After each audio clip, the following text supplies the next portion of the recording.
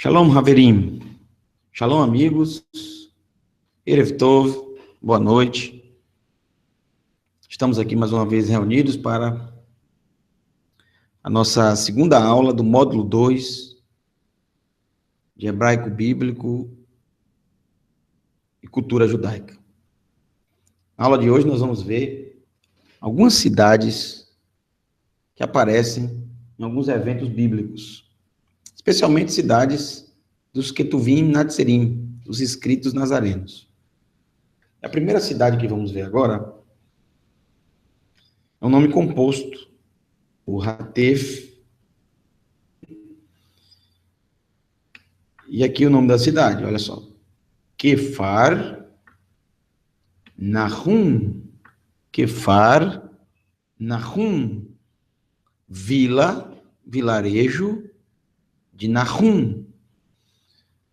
Cidade ao noroeste do Kinneret, do Lago da Galil, também conhecido como Mar da Galileia. Mas é um lago, pois está 230 metros abaixo do nível do mar.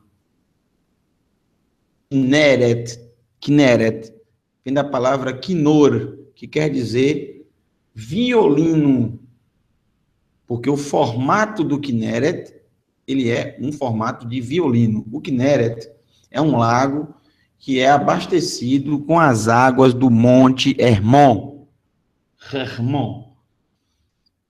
No extremo norte de Israel, esse monte, que é o ponto mais alto da terra de Israel, se congela no inverno, e durante a primavera vai descongelando, e assim, com a queda da água, formando o Yarden, o Rio Jordão, para todo Israel. O Yarden, o Jordão, ele vai até, ele termina no Yam HaMelach, Mar de Sal, ou conhecido como Mar Morto, que também é um lago de águas extremamente salgadas. Kefar Nahum, vila de Nahum. Cidade, inclusive, que o nosso Mashiach, Yeshua, habitou por 3 anos e meio, na casa de um talmide, de um aluno, chamado Shimon, também conhecido como Kefa. Moravam na casa da sogra de Kefa.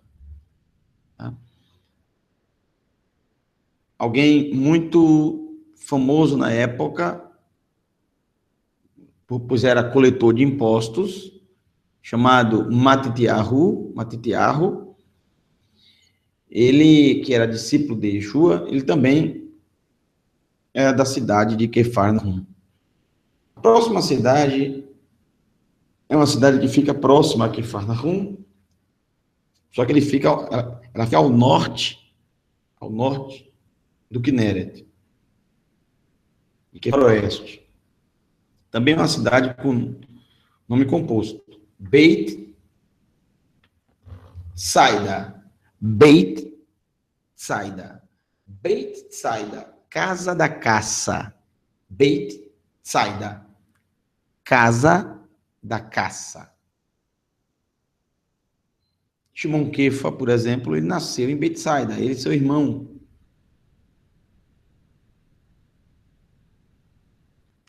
Felipe também.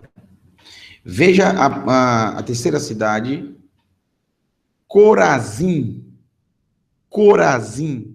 anunciador. Corazim ficava ao oeste do Kinneret, mas não ficava muito próximo ao lago, como, por exemplo, Kefar Nahum. Ela ficava um pouco mais afastada. Uma cidade que era muito famosa por causa do trigo. Os antigos diziam que o melhor trigo da região era de Corazim. Tanto é que pessoas de muitas partes de Israel iam comprar trigo em Corazim.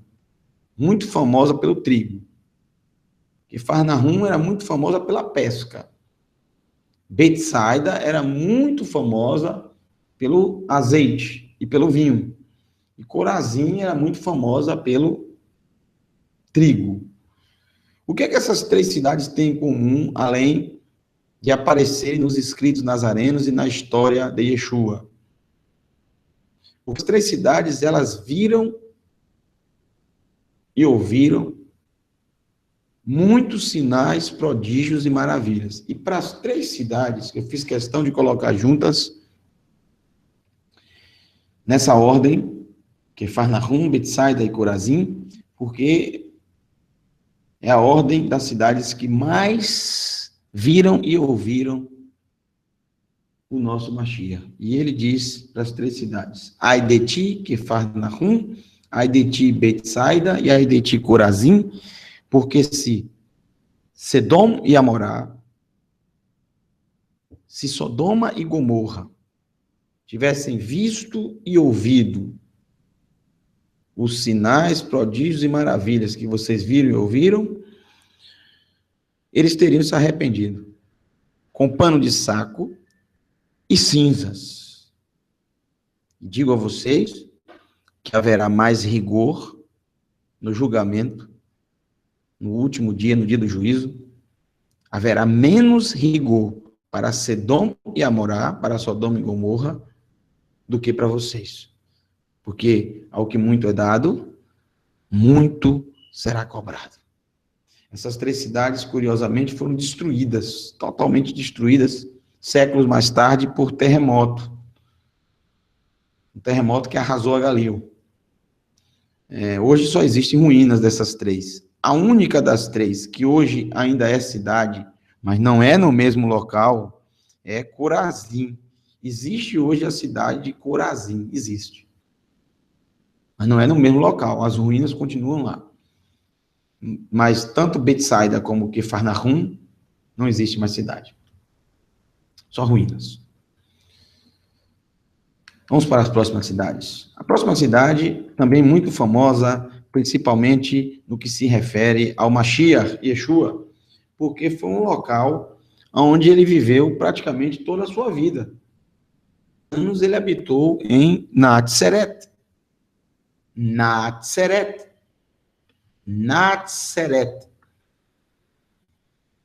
Até algumas décadas atrás havia dúvidas se o nome era com Tzad ou se era com Zain. Né? É com Tzad ou com Zain? Tzad ou Zain?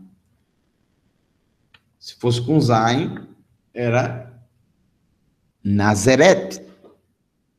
E muitos acreditavam que era com Zain, porque até pelas traduções bíblicas que usam Nazaré. Mas poderia ser com Zain? Poderia. A palavra Nazeret são aqueles que fazem o voto de Nazir, ou chamados nazireus.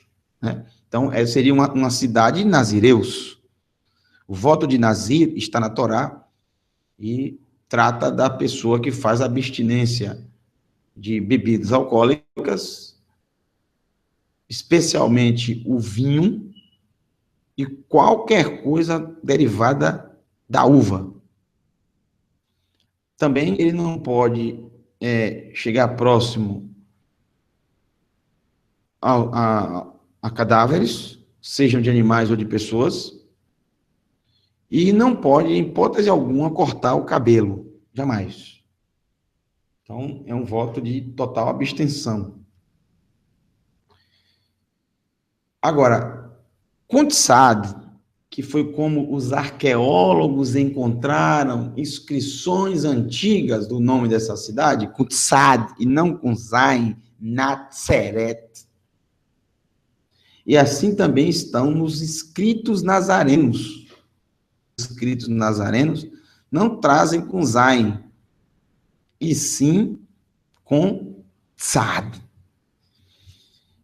E a palavra Natseret vem da palavra Netzer, que quer dizer broto, ramo. O broto que nasce do tronco. O tronco foi cortado, a árvore foi cortada. tem mais vida, parece que não tem mais jeito. Mas de repente surge um broto.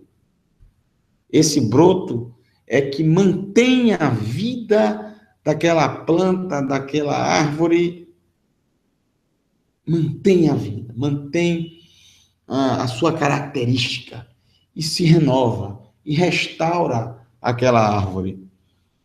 Então, é a palavra netzer, natseret, aqueles que mantêm, aqueles que mantêm o broto, a vida. Mas o broto de quê? A vida de quê? Esses habitantes de Natseret mantêm. É tão importante entender essa tradução de Natseret, porque vai responder a pergunta muito importante que é feita. Se Yeshua é o Mashiach, ele tem que ser da família de David. Ok, ele é da família de David. Mas se ele é da família de David, por que os seus pais não habitavam na cidade da família de David? Porque a Torá ensina que quando a terra foi dividida por sorteio, e cada tribo ficou com a sua herança, e cada família de cada um da tribo ficaram com a sua herança, através do sorteio, essa terra não poderia ser ser vendida. Ela era passada de pai para filho, eternamente. Mesmo que se por algum acaso se vendesse, no Iovel, no jubileu, no Iovel, que acontecia a cada 50 anos, essa terra deveria voltar para a família original, para que nunca jamais se perdessem os habitantes daquela tribo naquela cidade, naquela determinada cidade. Então, se David Meller, se o rei David, ele vem da cidade de Beit Lehem, então os seus descendentes deveriam também habitar nessa cidade. E que Yeshua, que era da tribo de Yehudá, habitava na Galil e habitava na cidade de Natseret, que está no território da tribo de Naftali. Não faz sentido. Porém, lembre-se do nome, Natseret, Netzer. O broto, a manutenção da vida, a árvore foi cortada, mas a vida foi mantida, o renovo que sobe do tronco, do tronco. Muito bem. No início do Império Romano, idos de 63, 64, antes da Era Comum, os romanos, que taxavam as suas províncias com impostos de tudo que era produzido no campo, extraído do solo, sejam vegetais, cereais, ou até mesmo cobre, ferro, ouro, prata, tudo era taxado com impostos. E, normalmente, o imposto de Roma era 20% em cima de toda a produção, tudo que era produzido. 1/5 do que era produzido. Daí vem a expressão, o quinto dos infernos. Né? Uma expressão que ficou muito conhecida na colônia aqui no Brasil, quando o Brasil ainda era colônia de Portugal, e existia o quinto, né? o imposto. Ficou conhecido como o quinto dos infernos. Né? Então, veja, em Israel, nessa época, só existiam 2 tribos, a tribo de Yehudá e a tribo de Beniamim, além da tribo, obviamente, dos levitas, mas a tribo dos levitas, eles não tinham herança, eles não tinham terra, nunca tiveram. As tribos estavam onde? Espalhadas pelas nações. Que isso aconteceu 700 anos antes. Foi a grande diáspora, as 10 tribos, através do Império da Assíria. Então, Roma percebeu que o povo estava concentrado apenas nessa região. Tá? E começou a desalojar famílias e mais famílias para irem para o norte. Para irem para o norte. Para Galil, que era uma terra que estava praticamente desabitada. E uma terra desabitada para Roma é prejuízo, porque não estão produzindo, não estão pagando impostos. Então, muitas famílias foram obrigadas a deixarem a sua terra, a deixarem a cidade dos seus antepassados, a deixarem a sua herança e irem para uma terra nova, chamada Galil Hagoim. Galil Hagoim. A Galil das nações, porque muitos povos pagãos habitavam na Galil. Tanto é que a Galil era conhecida como uma terra de ignorantes, de pessoas sem instrução, de pessoas sem cultura. Então, por isso, Yeshua, assim como seu pai e a sua mãe, foram habitar lá. Não é que o seu pai foi habitar lá. Os seus antepassados, antes deles, já habitavam lá. E foi justamente para Natseret. E chegaram nesse local e criaram essa cidade. Por que eles criaram e colocaram o nome Natseret?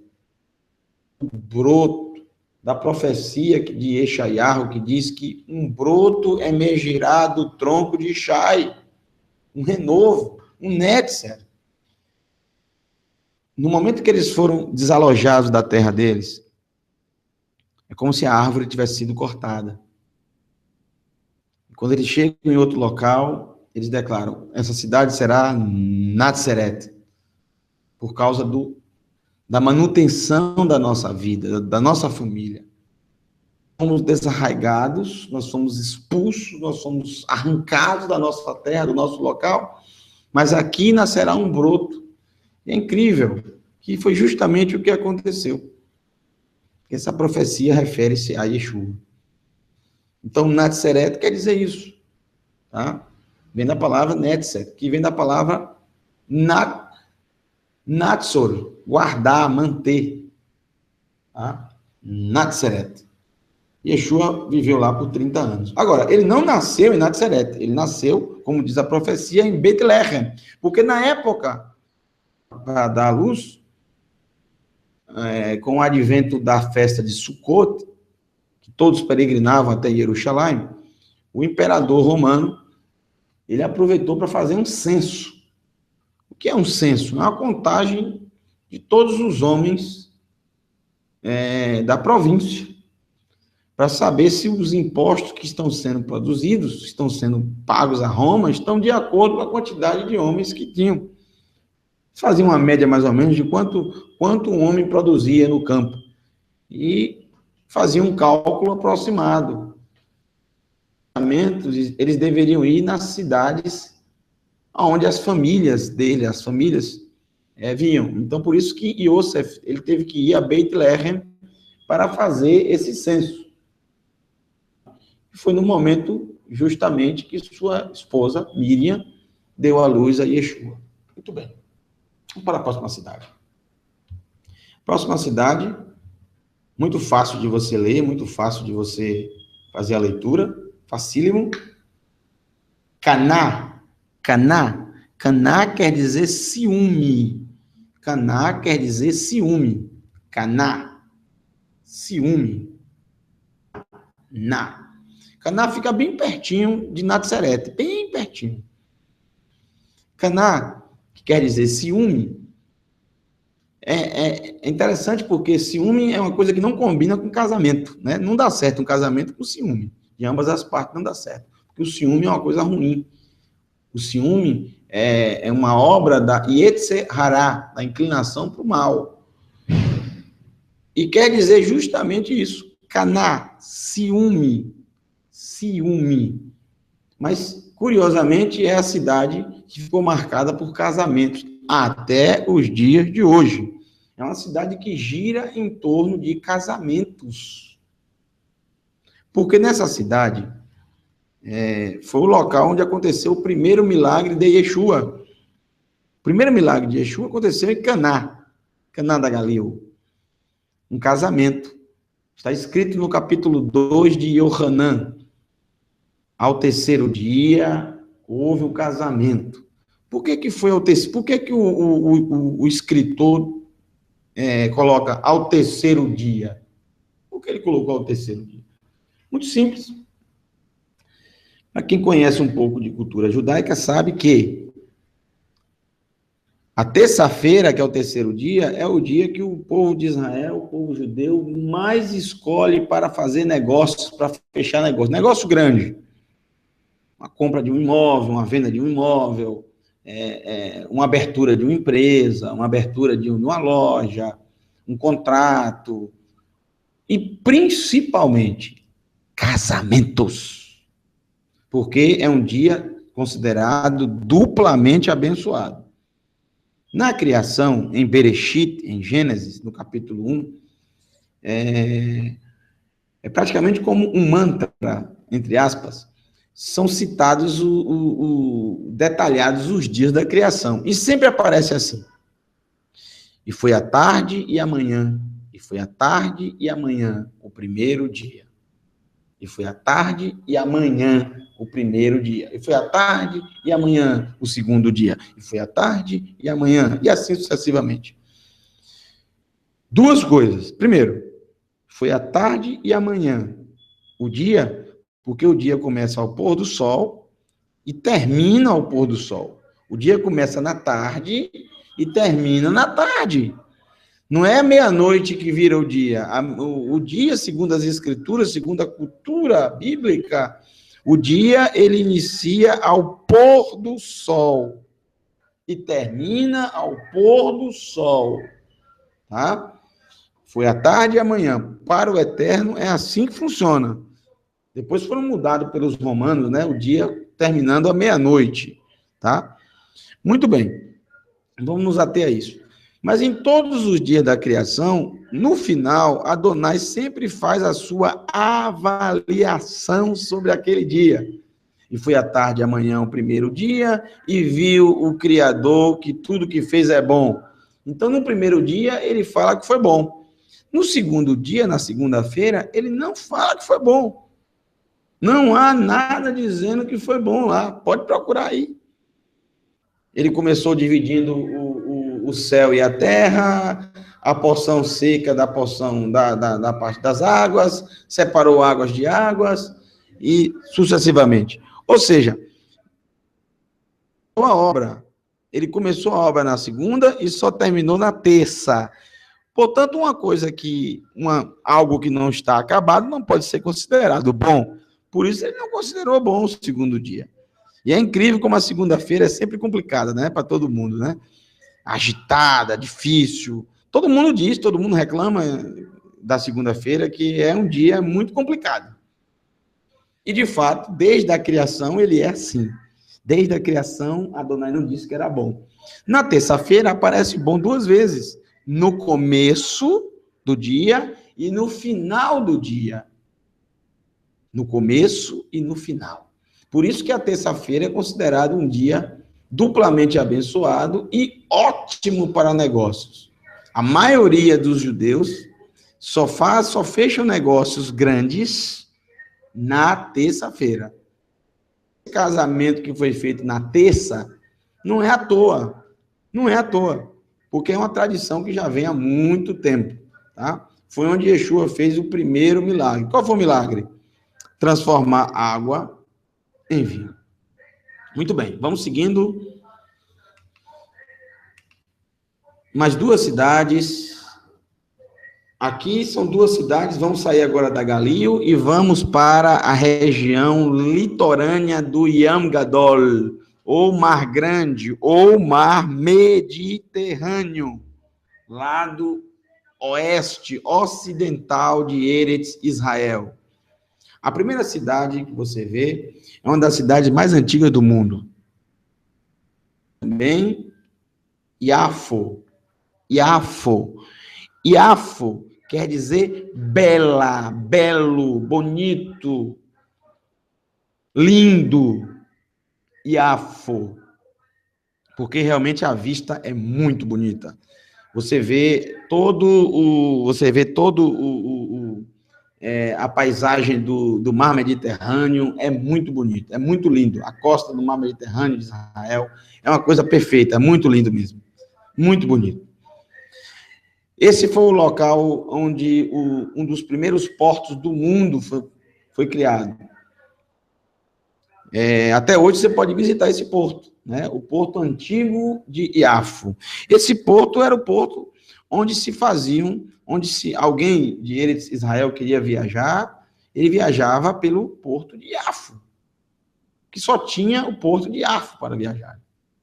O Porto de Iafo, por exemplo, que o profeta Ioná, também conhecido como Jonas, ele fugia da presença de Adonai, da ordem de Adonai, e tomou o navio no porto de Iafo. Foi pelo porto de Iafo, por exemplo, que chegaram madeiras, né, vindas do Líbano, do Levanon, para a construção do Beit Hamikdash, na época de Salomão. Foi em Iafo, por exemplo, que você encontra aquela história maravilhosa do capítulo 10 de Atos, que conta a história de Shimon Kefa, Shimon, o curtidor de couro, onde ele estava hospedado, e Cornélio. Cornélio estava na cidade de, vamos aqui embaixo, Cesareia, Cesareia. A palavra Cesareia vem de Cesareia, né? Que foi construída por Herodes o Grande em homenagem a César, o imperador Tibérius César, aquele que o colocou, que lhe deu poder para governar. Herodes, que era um edomita, que vem de Edom, ele era descendente de Esav, tá? Apesar que era um judeu convertido, tá? Era um judeu convertido, mas ele não tinha sangue judaico, não tinha. Na verdade, ele é descendente de Esav. Ele governou com mão de ferro, fez muitas construções em Israel, muitas construções, mas derramou muito sangue inocente, né? Um homem com uma mente brilhante para construções, mas também uma mente totalmente perturbada e fez coisas terríveis, tá? Ele nunca conseguia fazer algo assim que agradasse o povo, porque tudo que ele fazia algo errado junto. Por exemplo, ele reformou o templo. E o templo, o Beit HaMikdash, ficou uma obra mais bonita até do que foi o primeiro templo.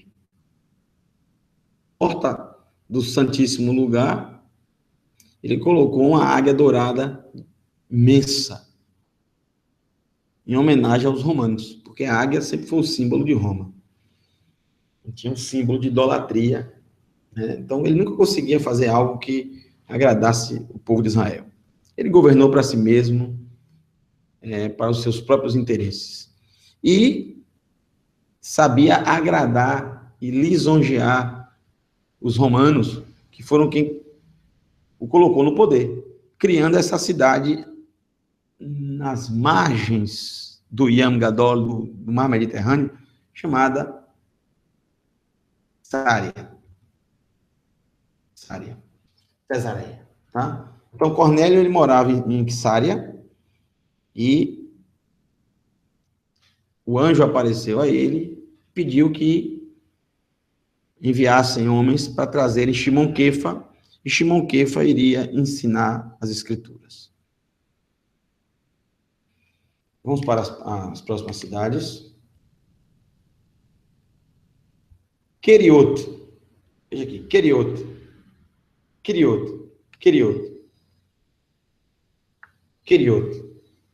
Vilarejo. Veja, essa cidade fica próxima ao Ian Hamelar. Fica no deserto da Judéia, que é próximo ao Mar Morto. era a cidade de Yehudá, Ish-Keriot. Yehudá, o Talmide de Yeshua, que o traiu. Ele é conhecido nas traduções bíblicas, em português, por Judas Iscariotes. Até parece que Iscariotes é o sobrenome do homem. Iscariotes, que sobrenome. Mas não tem nada a ver, tudo é falta de conhecimento da língua. Yehudá era o nome dele. Ish é homem. E Keriot é o nome de uma cidade. Tá? Homem de Keriot. Tá? Então, esquece o nome. Judas Iscariotes. Tá? Yehudá Ish Keriot. Yehudá, homem de Keriot. Homem de Keriot. Tá? Iscariotes é justamente a transliteração mal feita da Ish-Keriot. Normalmente as pessoas eram chamadas pelo nome do pai, né? Por exemplo, Yehudá ben David, Yehudá ben Shlomo, ou, por exemplo, Yeshua ben Yosef, ou também era usado na forma aramaica, bar, para filho. Por exemplo, Yeshua bar Abba, o nome daquele que foi preso e foi solto naquele dia de Pêssar. Tinham dois para escolherem, Yeshua ben Yosef, filho de Yosef, e Yeshua bar Abba, Yeshua filho de Abba. E esse Yeshua filho de Abba, ele era um zelote, aquele grupo nacionalista de judeus que não aceitavam a ocupação romana e eles usavam a força, a violência para expulsarem os romanos. Esse Yeshua bar Abba, ele ficava nas montanhas, esperava os altos oficiais romanos passarem e pulavam em cima das carruagens, e pulavam em cima dos comboios e matavam os romanos. Eles eram os zelotes. Esse, chamado de Barrabás, ele não era coisíssima nenhuma ladrão. Né? Ele não era ladrão, e sim, ele era um zelote. E era tudo que Pilatos queria, que ele fosse morto, tá? E não Yeshua, porque Yeshua ele não falava mal de Roma. Ele, na verdade, até dizia, dá a César o que é de César. Não tem problema nenhum com Yeshua. Tá? Agora, eles tinham um problema com o Bar Abba, o filho de Abba, Yeshua Bar Abba. Curiosamente, possuíam o mesmo nome. Outra cidade também, da época de Yeshua, olha só isso aqui, Ramataim. Ramataim dupla altura. Ramataim, dupla altura, né? Altura dobrada, dupla altura. Ramataim, por quê? Porque ela é uma cidade montanhosa. Ramataim. Ficou muito famosa essa cidade por causa de um habitante ilustre, chamado Yosef Ramataim. É pena que as traduções bíblicas fizeram algo que é erradíssimo fazer em traduções. Quando você faz uma tradução de um documento, traduzir toda e qualquer expressão. Mas nome de cidade e nome próprio não se traduz, se translitera. Ou seja, você passa de uma língua que a pessoa não sabe ler a língua, porque os caracteres são diferentes, como o hebraico, os caracteres são diferentes dos nossos caracteres latinos. Mas você faz apenas a transliteração, que é passar para o seu idioma letras que leiam exatamente a fonética do nome. E não traduzir o nome ou modificar o nome. Então, você pegou Yosef, colocaram José, e Ramataim, colocaram Arimateia. se Arimateia fosse o sobrenome dele. Yosef Ramataim, Yosef de Ramataim, uma cidade. Assim como Yehudá, Ish Kiriot, Yehudá, homem de Kiriot. E aqui nós chegaremos à última cidade de hoje, para nós finalizarmos a nossa aula, uma cidade muito conhecida também nos dias de Yeshua, que ele gostava muito dessa cidade. Que você sabe que é casa, e Aniá, Beit Aniá, Beit Aniá. Nas traduções bíblicas está Betânia, uma cidadezinha próxima a Jerusalém, né, próxima ao Monte das Oliveiras, quer dizer casa da pobreza. Aniá vem de Ani, que além de eu é pobre, nesse caso Aniá, pobreza, casa da pobreza. Por quê? Porque quem habitava nesse local eram pessoas muito pobres, humildes.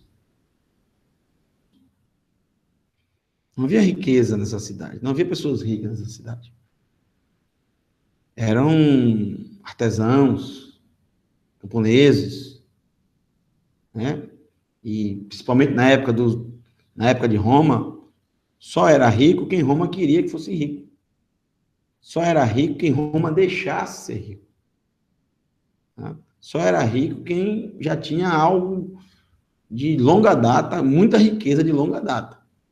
E não ia perder assim de uma hora para outra. Mas fora isso, as pessoas eram pobres. Beit Aniá, casa da pobreza. Tá? Local onde Yeshua gostava muito. Quando ele ia para Jerusalém, após ele participar das festas bíblicas, ele sempre ia para Beit Aniá. Ele atravessava o Monte das Oliveiras e descia para o Beit Aniá. E lá sempre ficava hospedado na casa de seus amigos, seus grandes amigos, Elazar, Miriam e Marta. Tá? Então, nós vimos algumas cidades e eu fiz questão de colocar a maioria das cidades que aparecem nos escritos nazarenos, nos Ketuvim, Nazarim, porque são cidades que foram modificados os nomes, a maioria foram modificados os nomes, talvez você nunca conhecesse pelos nomes verdadeiros. E muita gente que vai em Israel, visita Israel, e tem na cabeça os nomes errados das péssimas traduções, o que eu considero uma péssima tradução, você modificar o nome de uma cidade. Por que é péssima? Porque quando você vai lá na expectativa de achar a cidade, você vê que ela não existe. Não existe o nome que você tinha na cabeça. O nome real existe sim. Todas existem. Estão lá como um testemunho vivo. Que o Eterno te abençoe e te guarde. Te conceda uma semana abençoada.